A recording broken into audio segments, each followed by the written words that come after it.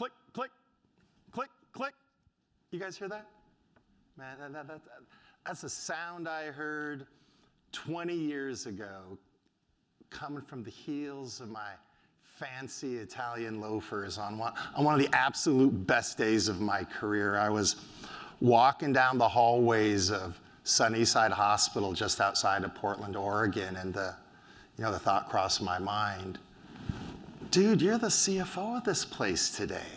What were they thinking? Oh my God, I can't believe I talked them into giving this to me. And the only reason I didn't throw my hands in the air and celebrate having the greatest job in the world, I was miserable. I couldn't breathe. I had clutching pains in my chest that wanted to explode. I had anger I couldn't put my fingers on. In effect, I had a 18-year anxiety attack layered on top of severe depression, and I had no clue. I just thought that how I felt was what life was supposed to feel like. Strutting down that hospital corridor that afternoon, I thought I was going further and further into my dream career, but I was just going deeper and deeper into a really dark and lonely place. It impacted my ability to lead, to be led, to be a husband, a father, a friend. It impacted my ability to be the person I wanted to be. By all outward appearances, I lived this charmed life, but on the inside, I was always so sad and so scared, and I couldn't control my emotions, and I didn't know why. Then about, almost 8 years ago now, something just really special happened, something that shifted my life in the most profound way. A colleague at work, a national executive at Kaiser, this fella, here he is with his wife Marcy, David Lake, a national leader at Kaiser. He asked me to join him in his office one morning, and when I got there, he asked me how I was feeling. And when, I had recently found my mom after she had passed away, and having learned the signs of someone who may be struggling with their mental well-being, David had recognized a bunch of behaviors in me that really worried him, and he wanted to help, right? So he asked me if I'm doing okay, and he says, so sir, you seen a therapist? I'm like, no, man, I don't need to see a therapist. I'm doing great. He goes, okay, I get that. But, Adam, do you know the signs to look for in yourself in case you might need to get some help down the road? As I say no, he pulls out of his pocket the business card of Kaiser's Employee Assistance Program, slides it across the desk, and he's like, why don't you give EAP a call? It can't hurt. You've had these string of traumatic experiences in your life, and you should at least know the signs to look for in yourself in case you might need to get some help down the road, right? That 5-minute conversation, it helped change my life. It set me out on a journey of recovery that's made the moments since then so much more full of love and joy and happiness. In just a 5-minute conversation, this colleague at work helped, put me on this whole new path. I wasn't surrounded by that click, click, click, click all the time. David helped launch me on a path of self-discovery and healing, a path of hope and optimism, a path of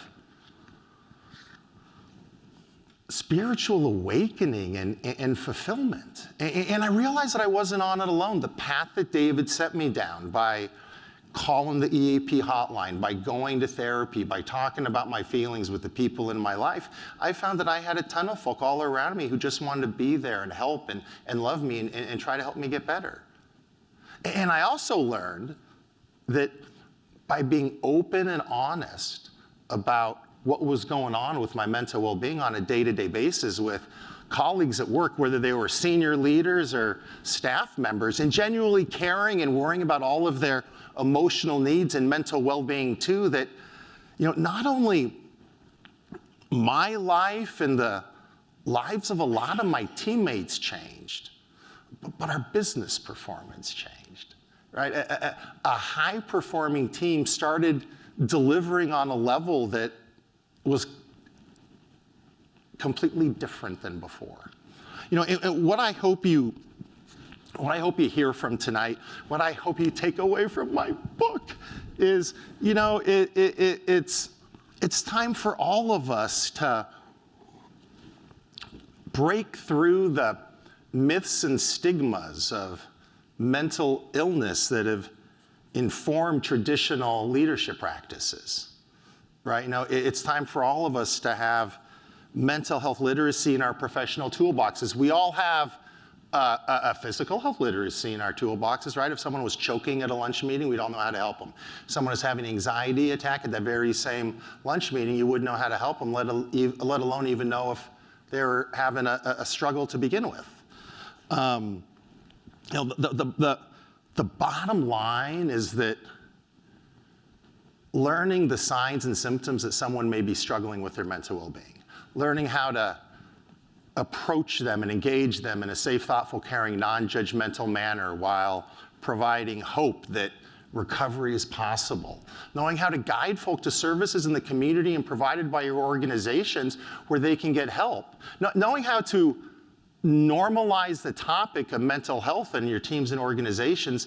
These skills are just as relevant for a leader as knowing how to put a budget together, put a marketing plan together, lead a team meeting, recruit folk. I mean, just look at the data. Moderate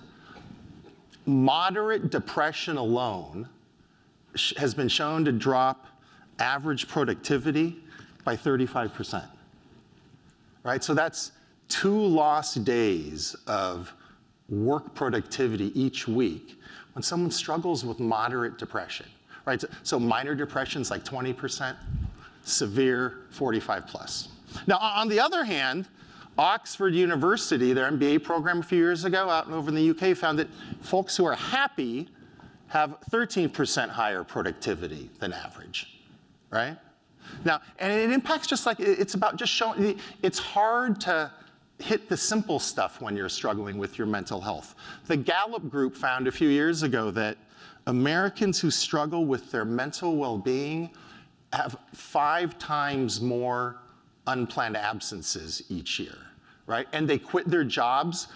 50% of millennials, 75% of Gen Zers have left a job in part due to mental health reasons, right?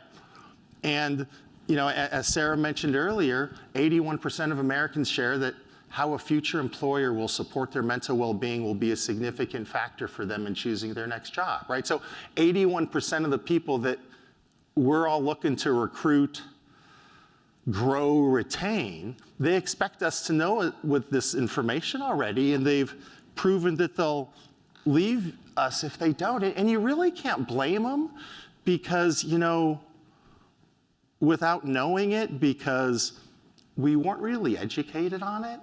The American leaders really, we've abdicated one of the fundamental accountabilities of leadership to create a safe and injury-free workplace, right? So SHRM, the Society for Human Resource Management, they're the premier HR industry association. Are there SHRM members here?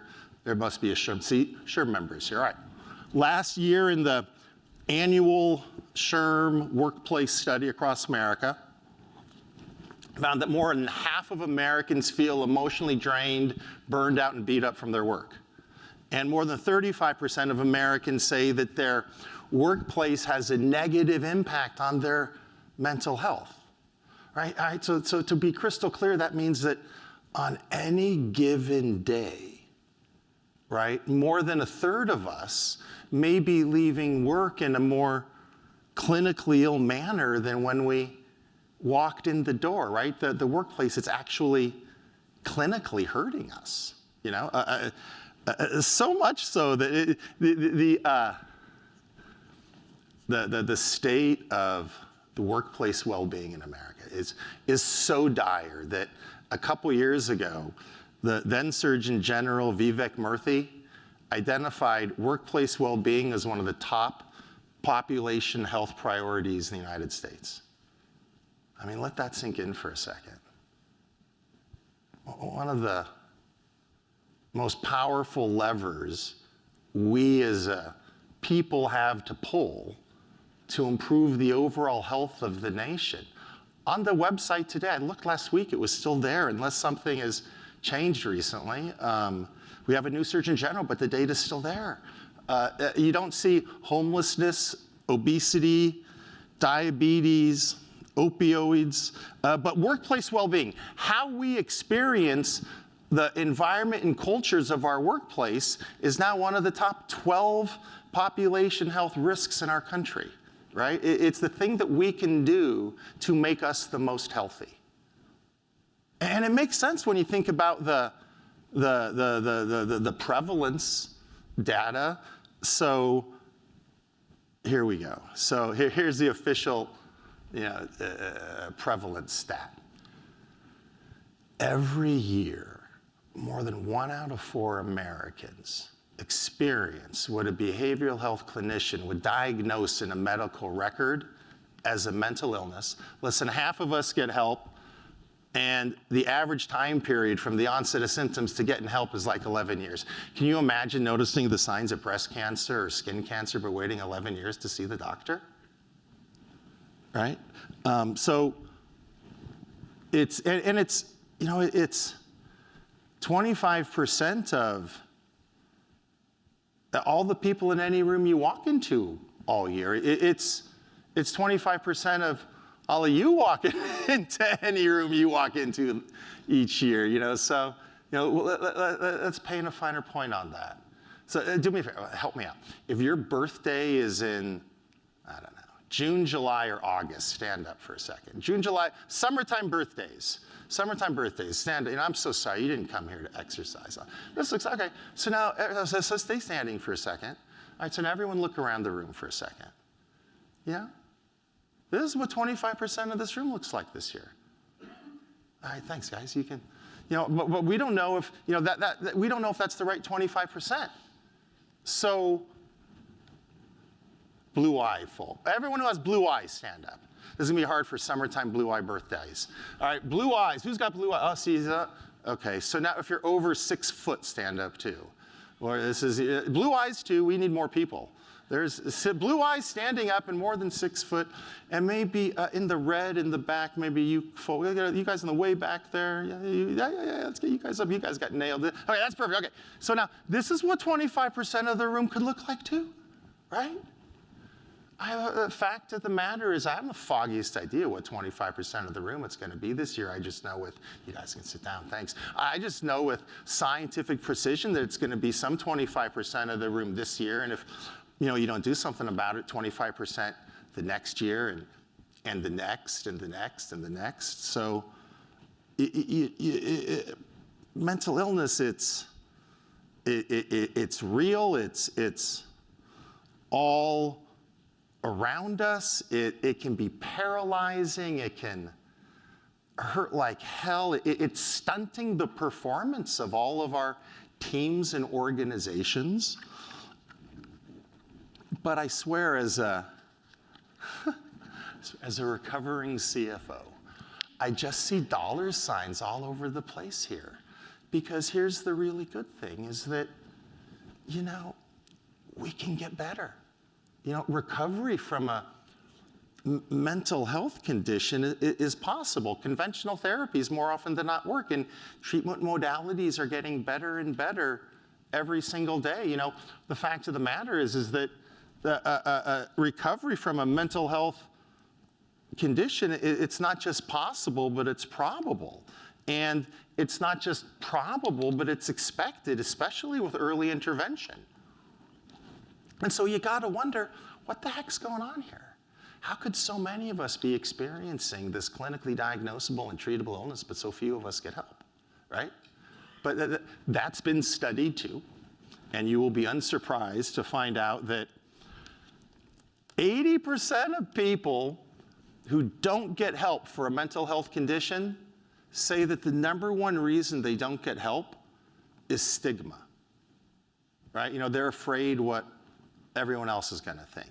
Can you imagine if a quarter of us got diabetes every year, but half of us didn't get help because we were embarrassed, right? It's insidious. It's this isolation cycle around mental illness that, you know, has evolved over time in our society, where the myths of mental illness, like, you know, depression isn't real.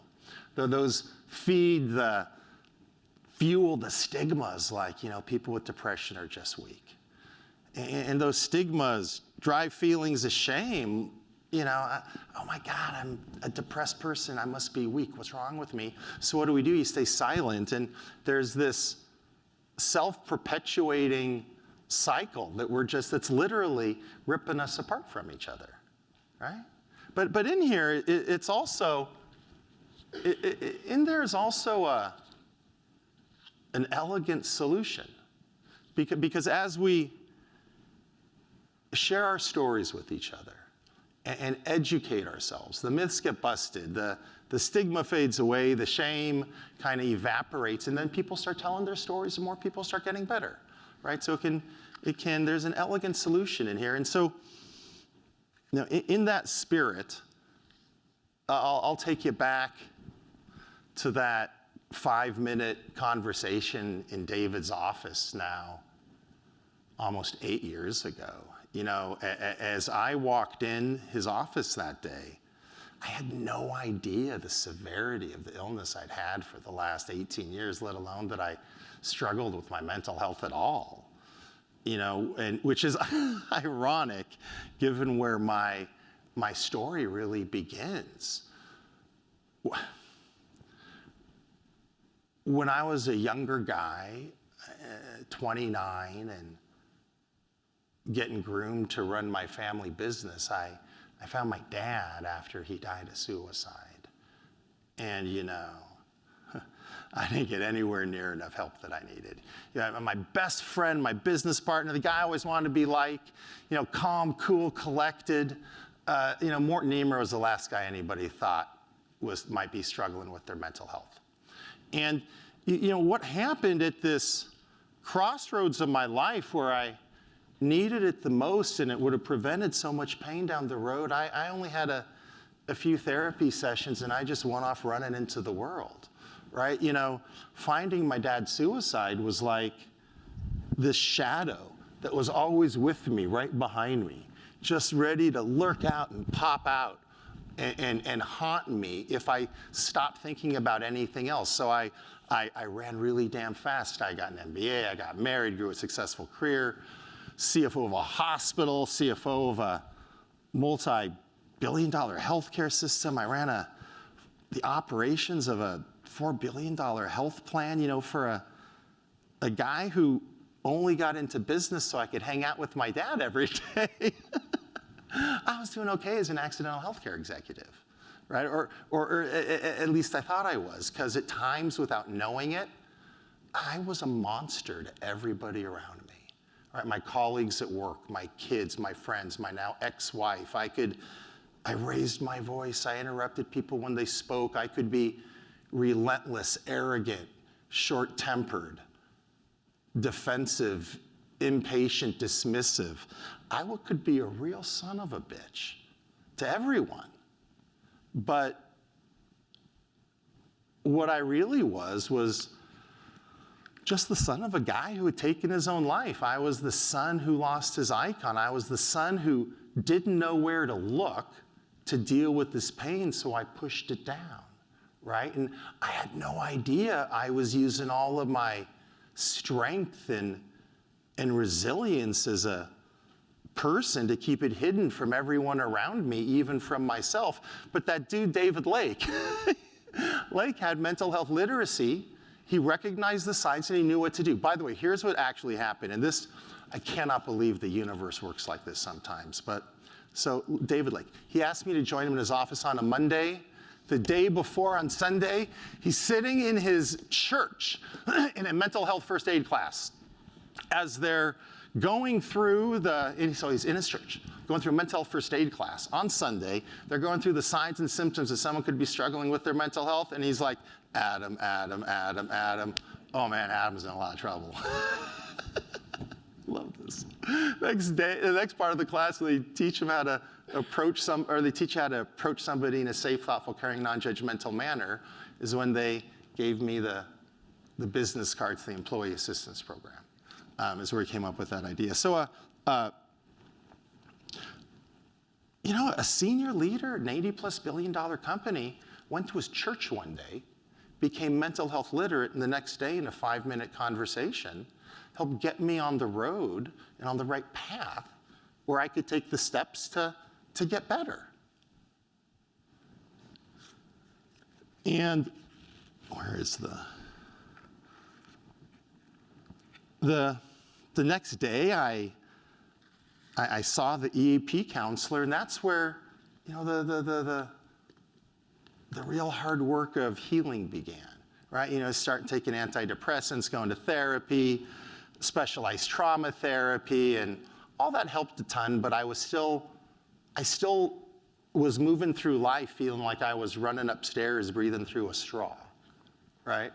And then one night, I accidentally went to my very first slow vinyasa hot yoga class. Next day, for the first time in years, I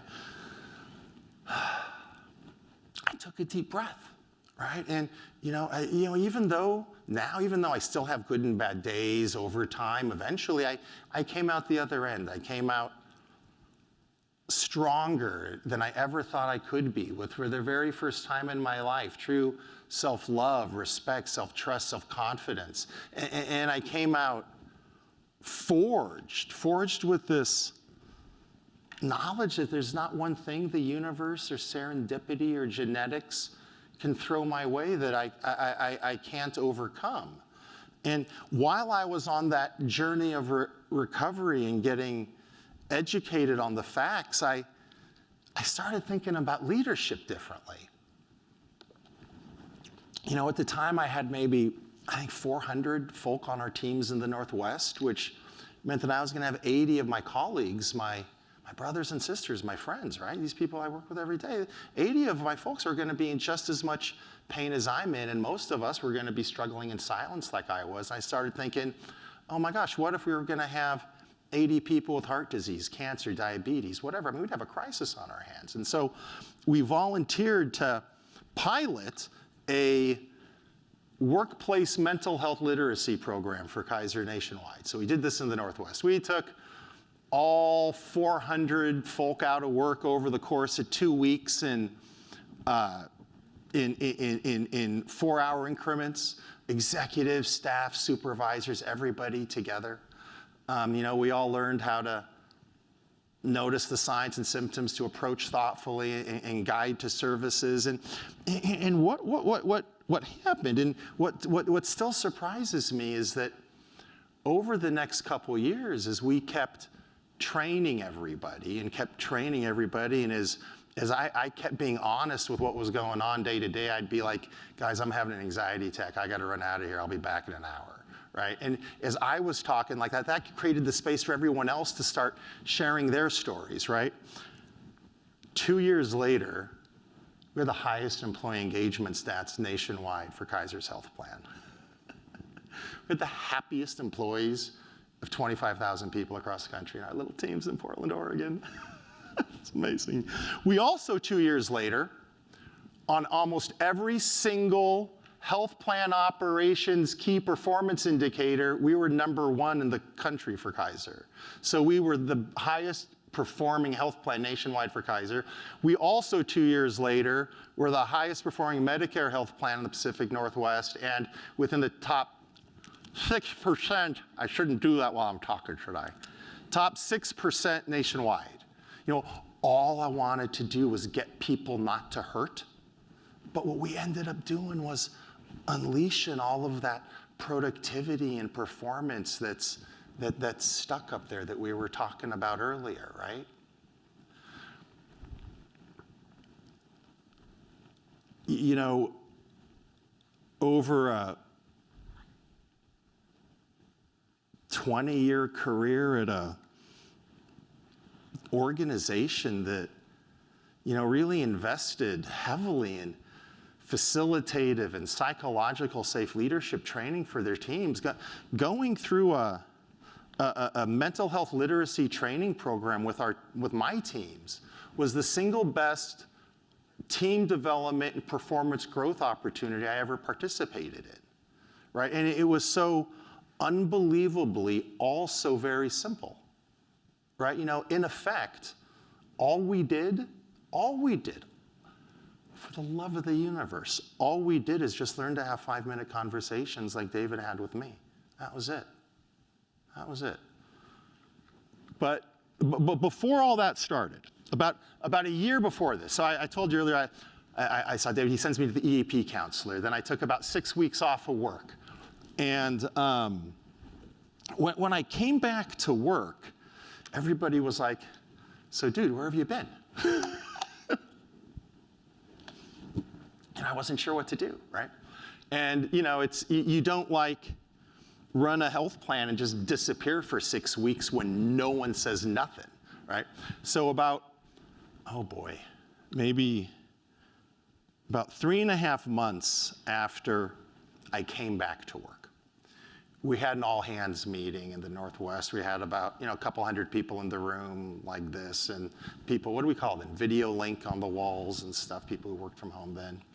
And, you know, I had the head of mental health for Kaiser help me. He interviewed me, and, you know, I just shared with them what was going on in my life. Told them about finding my dad's suicide, about all those years of illness, about how it was through the love and attention and courage of David that I was able to really recognize how much I was struggling and get on that path to healing.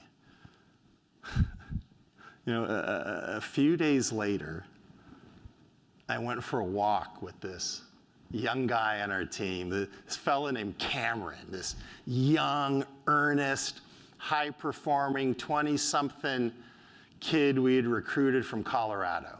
And we're going for a walk, and he starts thanking me. And I'm like, why are you thanking me? He says, when I was a kid, when I was in grade school, I attempted suicide.